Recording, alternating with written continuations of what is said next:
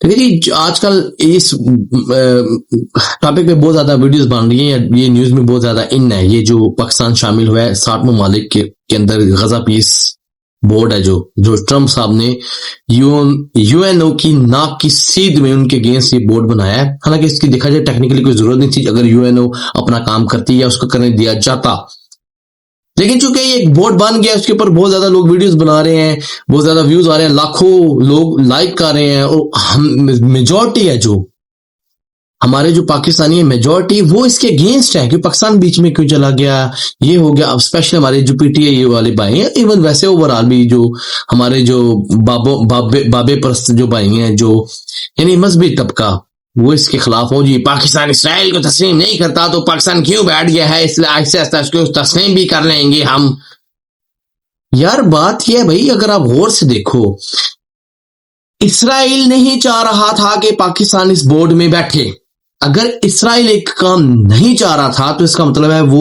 ان کے انٹرسٹ کے اگینسٹ تھا کہ پاکستان بیٹھتا، کہ پاکستان جاتا، یا پاکستان کی آرمی اگر جائے غزہ کے اندر پیس کے لیے، امن کے لیے، یا فلسطینیوں کی حفاظت کے لیے، یا یہ دیکھنے کے لیے کہ اسرائیل کے جو فوجی ہیں وہ نہتے فلسطینیوں کو نہ مارے، ان کے اوپر ظلم نہ کریں، تو اسرائیل یہ نہیں چاہتا۔ اسے کیٹیگوریکلی بولا ہم نہیں چاہیں گے کہ پاکستانی فورس امن فورس میں یا کسی بھی بیک ڈور چینل کے تھرو غزہ میں انٹر ہو۔ یہ اسرائیل کا بیان ہے بھائی، یہ میں نہیں کہہ رہا، ہندوستان ٹائمز کہہ رہا ہے۔ تو اگر اسرائیل یہ چاہ رہا ہے پاکستان نہ آئے تو اس کا مطلب ہے یہ ان کے مفاد کے اگینسٹ ہے، اور جو چیز اسرائیل کے مفاد کے اگینسٹ ہے تو وہ تو چیز ہمیں کرنی چاہیے، شوق سے کرنی چاہیے۔ جو آپ بات کر رہے ہو گولڈ سٹینڈرڈ، ڈائمنڈ سٹینڈرڈ، فلمی باتیں، ڈرامائی باتیں، اور یہ ہو جاتا، لیکن یار وہ نہیں ہوا۔ یو این او اگر کام کرتی، لیکن یو این او نے کام نہیں کیا، یو این او کام کرتی تو فلسطین کب سے آزاد مملکت ہوتا، لیکن 80 سالوں سے ایسا نہیں ہوا۔ کشمیر کے ساتھ بھی یہی ہو رہا ہے، اور مزے کی بات ہے اس بورڈ پہ جو غزہ کا بنایا جو ڈونلڈ ٹرمپ نے، اس کی وجہ سے انڈیا بھی پریشان ہو گیا ہے، یار کہیں کل کلا یہاں پہ کشمیر کا بھی مدعا نہ چھڑ جائے۔ ٹھیک ہے، آپ لوگوں کو شاید پتا ہوتا نہیں ہے،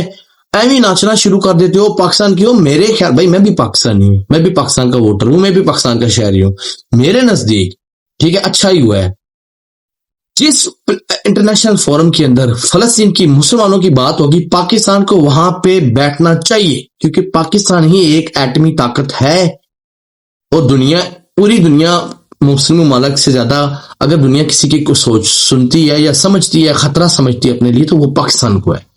تو میرے نزدیک تو بھائی اگر ہمارے وزیر اعظم صاحب وہاں پہ گئے ہیں یا ان کو وہاں پہ بھیجا گیا ہے تو بھائی یہ تو اچھی بات ہے، انشاءاللہ تعالی فلسطینیوں کے لیے اچھا۔ ہاں ہم بہت کچھ کر سکتے تھے، جیسے میں نے پہلے عرض کی، ڈائمنڈ سٹینڈرڈ تو یہ تھا کہ ہم پہلے ہی اسرائیل کے منہ کو توڑتے، اس کو جو ہمارے وہ سینٹر صاحب گئے تھے، مشتاق صاحب احمد صاحب، وہ جو فلوٹیلا میں غزہ فلوٹیلا میں گئے تھے، ہماری گورنمنٹ اسرائیل کو دھمکی دیتی کہ ہمارے شہری کو تم نے آنچ بنائی ہم تمہاری اینٹ سے اینٹ بجا دیں گے۔ ہماری بیریا کا کوئی جہاز جاتا، ٹھیک ہے، اس کو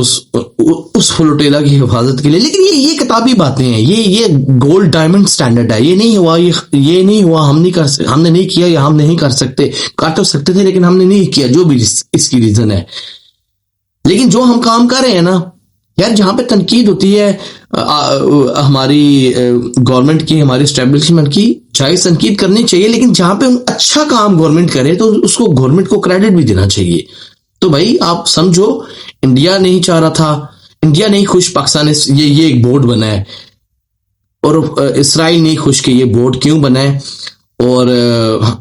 کیوں اس میں پاکستان کیوں شامل ہوا ہے۔ اب اسی پاکستان شامل ہوگا جب آپ ایک بورڈ، اگر پاکستان نہ بیچ میں بیٹھا ہو تو پھر بھی انہوں نے فلسطین کے ساتھ وہی کرنا ہے جو بھی کرنا ہے۔